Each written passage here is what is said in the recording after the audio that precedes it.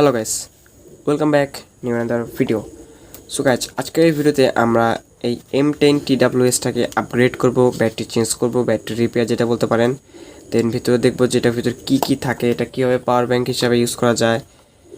তো এটার ভিতরে দিতে পারছেন যে এরকম একটা চাইনিজ ব্যাটারি ছিল, মাত্র weight 120 milli ampere, but claim company claim করলো সেটার ভিতরে 120 মিলি এম্পিয়ার 22 ব্যাটারি ছিল না। দেখতে পাচ্ছেন একটি TWS চার্জ দিলে আমাদের এটা ওকে থাকে, বা দুইটি একসাথে চার্জ দিলে এটা আমাদের প্রপারলি ওয়ার্ক করে না, মানে একটা ব্লিঙ্ক করতে থাকে, মানে আউটপুট আসে না, এরকম অবস্থা।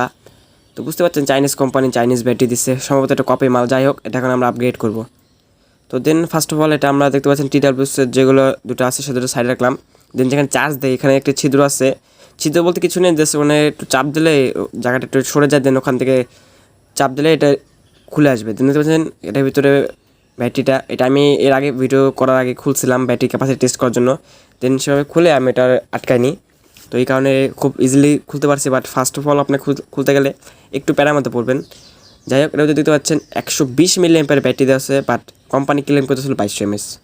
এটা আসলে থাকে না, চাইনিজ কোম্পানি এরকমই হয়। যে এই ব্যাটারিটাকে আমাদের পরিবর্তন করে আমার একটি অরিজিনাল 10 স্পিড ব্যাটারি লাগাবো। দেখতে পাচ্ছেন এখানে ডিসপ্লে যে আছে এটা হলো মেন সার্কিট। তো আমার ডিসপ্লেটা খুলে নেব আমাদের কাজ করার সুবিধার্থে। এটা হলো আমাদের ডিসপ্লে, দেখতে পাচ্ছেন এখানে ইগুলো কালার দেখালেও এটা এলইডিগুলো হোয়াইট, অনেক আলো দেয়। দেন আমরা এটার ভিতরে ইউজ করব 120 মিলি এম্পিয়ারের বদলে 750 mAh একটি ব্যাটারি, মিলি এম্পিয়ার যেটাকে বলে আর কি। দেন এটা পরিবর্তে লাগাবো। তো লাগানোর জন্য আমাদের ওই ব্যাটারির যে তারগুলো আছে এগুলো খুলে আমাদের এখানে লাগাতে হবে, কারণ আমাদের ওরকম কানেক্টর নেই। তো ব্যাটারিটাকে আমরা ইন্ডিকেটর দিয়ে কাটবো, দেন ওটার ভিতর থেকে তার বের করবো, দেখবো যেটার ভিতরে কোনো বিএমএস আছে কিনা। তো চাইনিজ ব্যাটারি এখানে কোনো বিএমএস নাই, জাস্ট একটা র্যাপিংয়ের উপর লেখা 2200 mAh ব্যাটারি। বুঝতে পারছেন চাইনিজ ব্যাটারি, এখানে আর কি বলবেন। যাই হোক, দেন আমরা এটা প্রপারভাবে সুন্দরভাবে খুলবো। দেন এই তারগুলো আমরা কেটে নেব, কিছুতে কেটে দেন আমাদের ওই ব্যাটারির সাথে লাগাবো। Positive and negative. এটা সবাই করতে পারবেন। দেন এটা এই কারণে ভিডিওতে দেখানো হয়নি। আর ওই সেপারেটার দুটো আমরা সাইডে রাখবো। দেন নেক্সট ব্যাটারিতে আমাদের লাগাতে হবে, কারণ নাহলে শর্ট সার্কিটের কারণে আমাদের সার্কিট উড়ে যেতে পারে।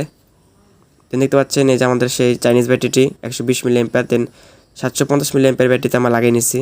তো আমরা লাল কালার যে সেপারেট দুটো আছে, দেন ওই দুটো আলাদা করে রাখবো।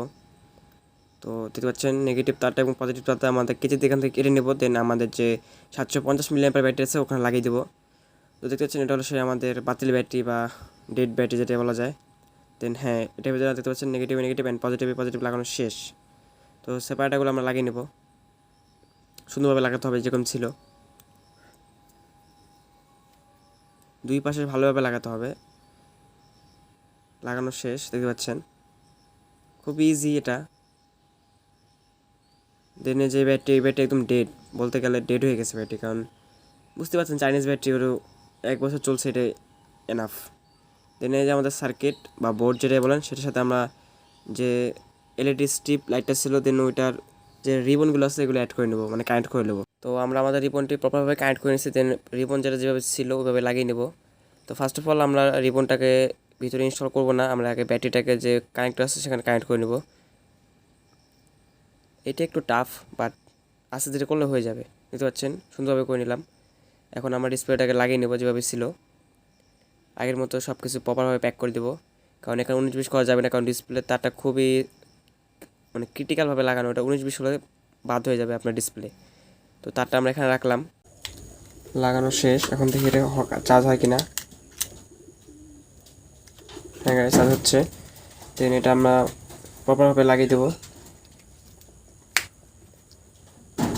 সো দেখতে পাচ্ছেন এটা আমাদের রিপেয়ার করা শেষ। আর ভিতরে কী আছে দেখতে পেলেন, এখানে একটি charging module plus power bank module, battery charging module use করা হয়েছে, 3টা অ্যাসেম্বল করা হয়েছে। তো এখন এটা আমরা এটার ভিতরে আটকে দেবো আর কি।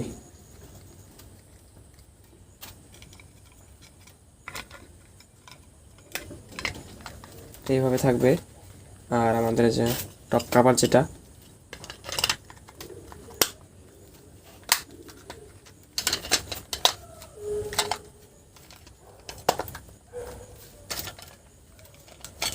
সো যেটা হচ্ছে আমাদের এটা লাগানো শেষ। এটা আগে থেকে একটু ওয়েটে বেড়ে গেছে। সো আমাদের যে আগের ব্যাটারি, 120 mAh, বাট লেখা ছিল 2200 mAh। নকল চাইনিজ কোম্পানি, বুঝতে পারতেছেন, বাঙালিকে ঠকিয়ে খায়। যাই হোক, এখন আমরা দেখব যে চার্জ দেওয়া যায় কিনা।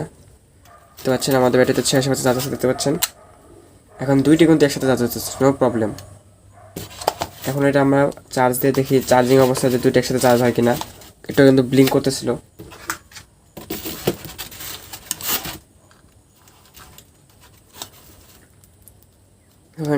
চার্জ হইতেছে প্লাস এটা চার্জ হইতেছে, নো প্রবলেম। সো এখন আমরা দেখবো যে পাওয়ার ব্যাঙ্ক হিসেবে চার্জ ইউজ করা যায় কিনা।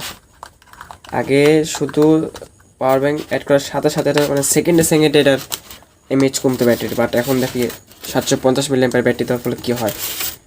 তো দেখতে পাচ্ছেন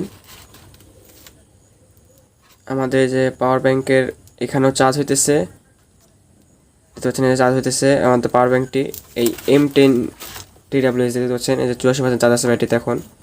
এখন একটু দ্রুত চেঞ্জ হবে, কারণ এখান থেকে ব্যাটারি চার্জ হতেছে প্লাস TWS চার্জ হতেছে, দেখতে পাচ্ছেন 83%। মানে ইমার্জেন্সি ক্ষেত্রে এটা ব্যাকআপ দিতে পারবে। তো এটাই,